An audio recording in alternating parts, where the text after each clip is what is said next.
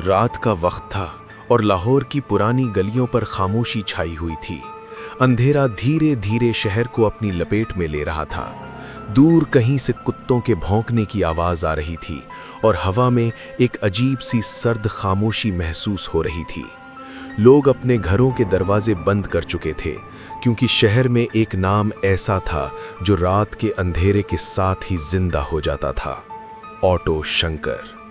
कहते हैं कि शंकर असल में एक आम ऑटो ड्राइवर था, जो लाहौर की सड़कों पर दिन भर लोगों को एक जगह से दूसरी जगह छोड़कर गुजारा करता था। उसका चेहरा बिल्कुल आम था, न कोई खास बात, न कोई अजीब निशानी, मगर उसकी आंखों में एक ठंडी सी चमक थी जो पहली नज़र में ही इंसान को बेचैन कर देती थी। धीरे धीरे उसने छोटी छोटी गलत काम शुरू किए, कभी इल्लीगल शराब की सप्लाई, कभी चोरी का माल एक जगह से दूसरी जगह पहुंचाना। पैसा आने लगा और उसके साथ कुछ खतरनाक लोग भी उसके साथ मिल गए। लाहौर के कुछ इलाकों में अजीब सी खबरें फैलने लगीं।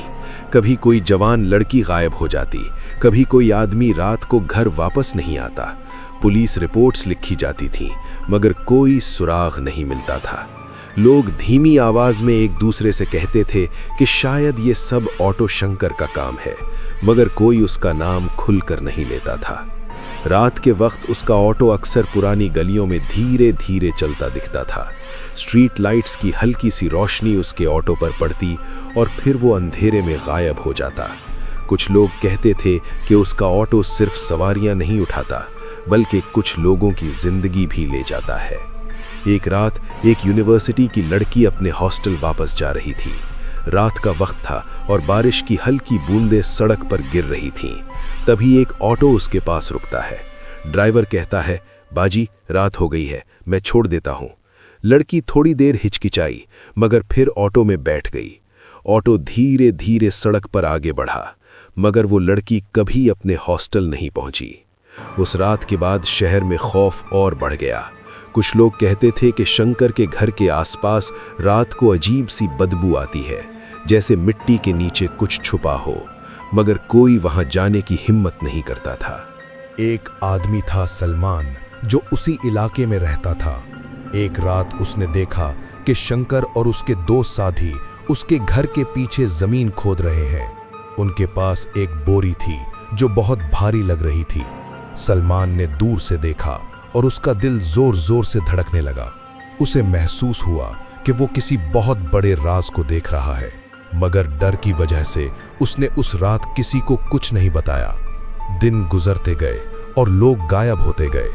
लाहौर की रातें और भी ज्यादा खामोश हो गईं। लोग जल्दी घर वापस आने लगे और अकेले सफर करने से घबराने लगे।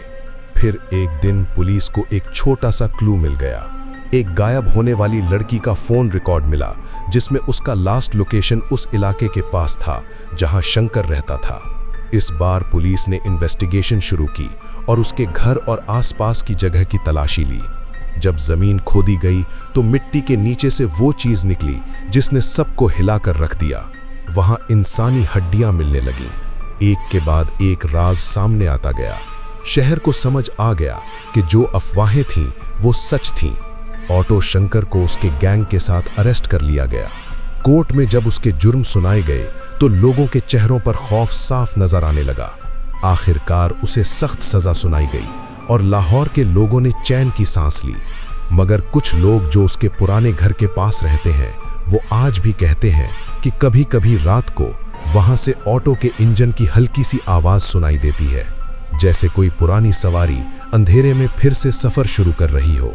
और लाहौर के बुजुर्ग आज भी बच्चों को कहते हैं, रात को अकेले मत निकलना, क्योंकि कुछ कहानियां कभी खत्म नहीं होती।